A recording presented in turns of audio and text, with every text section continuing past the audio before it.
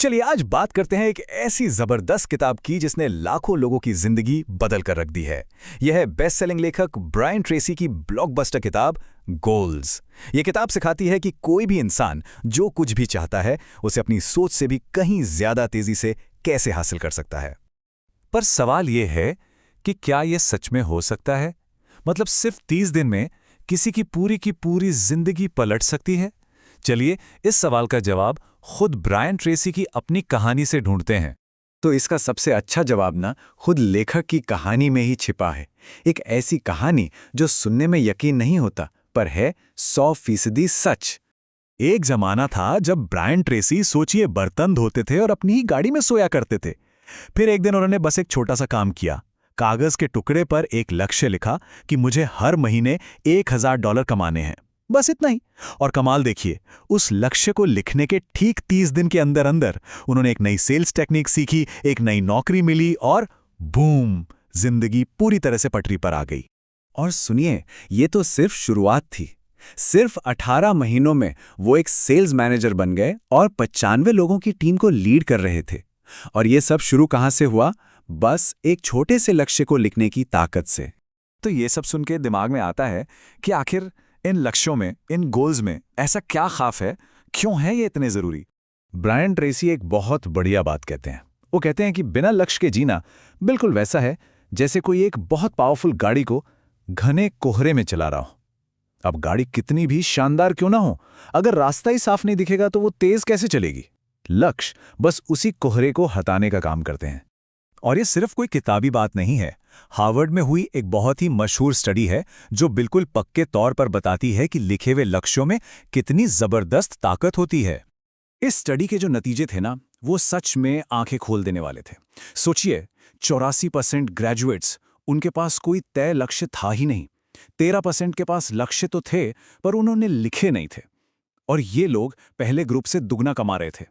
लेकिन असली खेल तो उन 3% लोगों का था जिनके पास बिल्कुल साफ साफ लिखे हुए लक्ष्य थे। वो बाकी 97% लोगों से कुल मिलाकर औसतन 10 गुना ज्यादा कमा रहे थे। 10 गुना! ये बहुत बड़ा नंबर है। अब ये नतीजे देखकर एक सीधा सा सवाल मन में आता है कि भाई अगर लक्ष्य बनाना इतना ही पावरफुल है तो इतने कम लोग ये काम करते क्यों हैं? किताब में इसके 4 मुख्य कारण बताए गए हैं। पहला तो ये कि लोग सोचते ही नहीं कि लक्ष्य जरूरी हैं। दूसरा, उन्हें ये पता ही नहीं होता कि लक्ष्य सेट करने का सही तरीका क्या है। तीसरा, अंदर ही अंदर असफलता का डर लगा रहता है। और चौथा, ये डर कि लोग मजाक उड़ाएंगे, ताने मारेंगे। और जानते हैं, ये जितने भी डर हैं, जितने भी बहाने हैं, इन सब की जड़ हमारी सोच में होती है। सच तो यह है कि हमारी सोच में ही वो ताकत है जो हमारी हकीकत बनाती है। सफल और असफल लोगों की सोच में ना जमीन आसमान का फर्क होता है। जो लोग सफल होते हैं वो हमेशा उस चीज पर फोकस करते हैं जो वो पाना चाहते हैं, और दूसरी तरफ जो असफल रह जाते हैं वो हमेशा उन चीजों पर अटके रहते हैं जो वो नहीं चाहते। अपनी परेशानियां, अपनी चिंताएं, बस इन्हीं में उलझे रहते हैं। और यहीं पर इस किताब का सबसे बड़ा, सबसे जरूरी सिद्धांत सामने आता है। इंसान वही बनता है जिसके बारे में वो ज्यादातर समय सोचता है। बहुत सीधी सी बात है, हमारे विचार ही हमारी दुनिया बनाते हैं। इसे विश्वास का नियम या लॉ ऑफ बिलीफ भी कहते हैं।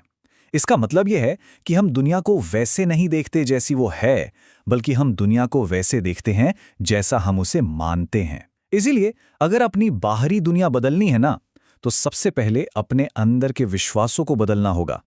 तो ठीक है, मानसिकता की बात तो समझ आ गई। अब आते हैं प्रैक्टिकल हिस्से पर। आखिर वो कौन से 7 पक्के कदम हैं जिनसे लक्ष्य बनाए जाते हैं? तो ये है सफलता का 7 सूत्रीय फॉर्मूला।